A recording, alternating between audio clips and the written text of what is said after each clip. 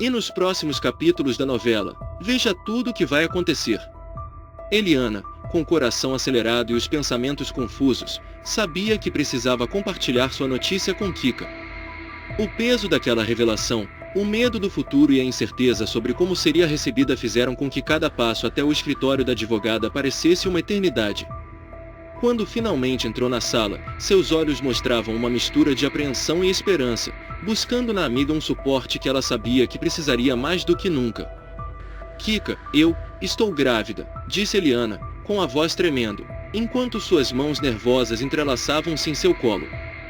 A revelação caiu como uma bomba, não apenas pelo conteúdo, mas pelo turbilhão de emoções que ela carregava. Kika, embora surpresa, rapidamente colocou de lado qualquer reação pessoal para assumir seu papel de conselheira e amiga. Vamos resolver isso juntas, Eliana. Você sabe que pode contar comigo para o que precisar, respondeu Kika, sua voz firme e tranquilizadora. A gravidade da situação era evidente, e ambas sabiam que uma série de desafios surgiria nos próximos dias, desde as questões legais até as implicações sociais e familiares.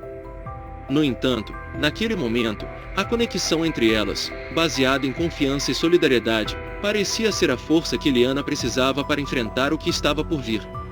Enquanto Eliana e Kika discutiam as próximas etapas, em outro ponto da cidade, João Pedro e Sandro estavam imersos em suas próprias preocupações. A ausência de notícias de Tião começava a criar um buraco cada vez maior em suas vidas. Tião não era apenas um conhecido, ele era parte da estrutura que mantinha a rotina de todos em equilíbrio. Cada dia sem uma palavra dele parecia aumentar o peso sobre os ombros de João Pedro e Sandra, que se perguntavam incessantemente onde ele poderia estar e se estava bem. Tião nunca foi de sumir assim, sem dar notícia. Isso não é normal, disse João Pedro, expressando em voz alta o que Sandra também sentia, mas ainda não conseguirá colocar em palavras. A ansiedade tomou conta de ambos, levando-os a considerar as possibilidades mais sombrias. Seria algo grave? Um acidente? Ou algo pior?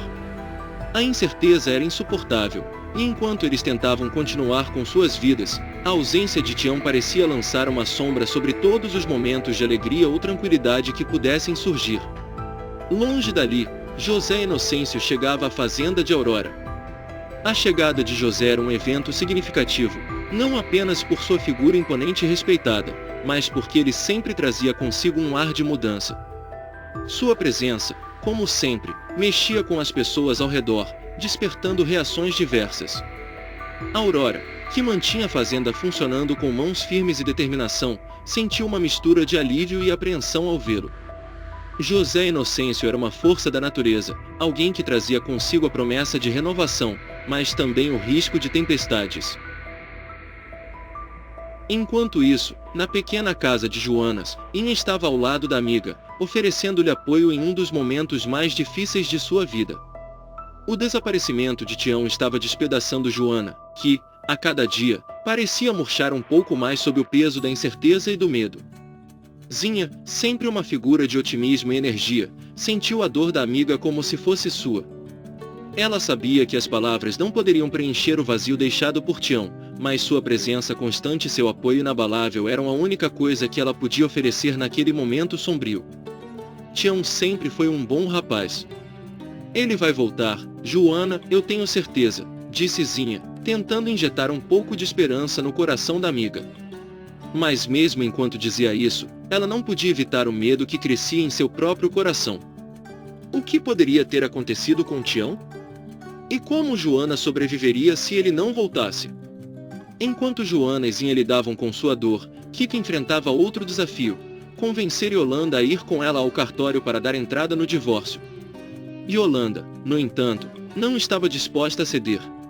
Havia algo profundamente enraizado em sua decisão, algo que Kika não conseguia entender completamente. Yolanda era uma mulher forte, mas o divórcio parecia ser uma batalha que ela não queria enfrentar.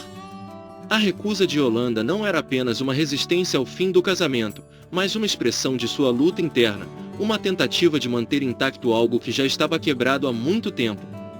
Kika, eu simplesmente não posso fazer isso.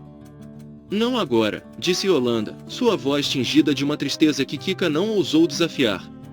A advogada sabia que, Por mais que quisesse ajudar, algumas batalhas precisavam ser enfrentadas internamente antes que qualquer ação externa pudesse ser tomada. E Yolanda ainda estava travando sua guerra particular. Do outro lado da cidade, Egídio estava furioso ao descobrir que José Inocêncio havia viajado.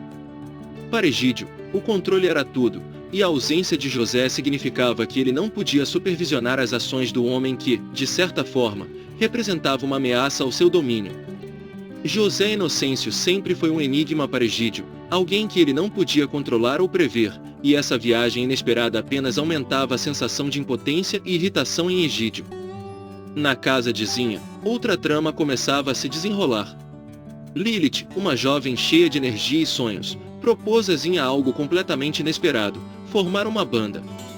Para Zinha, que sempre fora mais focada nos problemas imediatos ao seu redor, a ideia de fazer música parecia quase absurda, mas havia algo na proposta de Lilith que despertava um desejo adormecido. A música, para Zinha, poderia ser uma fuga, uma maneira de expressar emoções que as palavras sozinhas não podiam capturar. E Lilith, com sua energia contagiante, parecia ser a pessoa perfeita para guiá-la nessa nova aventura. Sabe, Zinha, a música tem o poder de mudar as coisas. De transformar o que estamos sentindo em algo bonito, algo que pode tocar as pessoas, disse Lilith, seus olhos brilhando com a paixão que sentia pela música. Zinha, que até então nunca havia considerado essa possibilidade, começou a ver a música sob uma nova luz. Talvez, afinal, essa fosse a saída que ela estava procurando, uma forma de se conectar com algo maior do que os problemas que a rodeavam. Enquanto isso, a tensão na casa de Sandra estava prestes a atingir o ponto de ebulição. Ao descobrir sobre o casamento de Egídio e a gravidez de Eliana, Sandra sentiu como se o chão estivesse se abrindo sob seus pés. A notícia do casamento foi um golpe que ela não esperava, mas a gravidez de Eliana foi a gota d'água.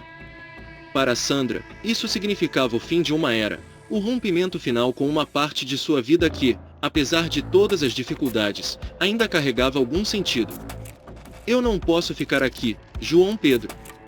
Eu simplesmente não posso, disse Sandra, as palavras saindo de sua boca quase sem que ela percebesse. João Pedro, que conhecia Sandra melhor do que ninguém, viu o desespero em seus olhos e soube que não havia nada que ele pudesse dizer para fazê-la mudar de ideia. Sandra precisava sair, precisava encontrar seu próprio caminho, longe da sombra de Egídio e das complicações que aquela casa agora representava. Inácia, sempre perceptiva e sensível às necessidades dos outros, rapidamente se ofereceu para ajudar. Sabendo que Sandra e João Pedro precisariam de um lugar para ficar, ela ofereceu o quarto de José Inocêncio, mostrando mais uma vez sua generosidade e cuidado com aqueles ao seu redor. Para Inácia, a casa era um lugar de acolhimento, um refúgio para aqueles que precisavam, e ela não hesitaria em compartilhar o que tinha. Enquanto tudo isso acontecia, os personagens, cada um com suas próprias batalhas e desafios, continuavam a lutar por suas vidas, por suas esperanças e por seus sonhos.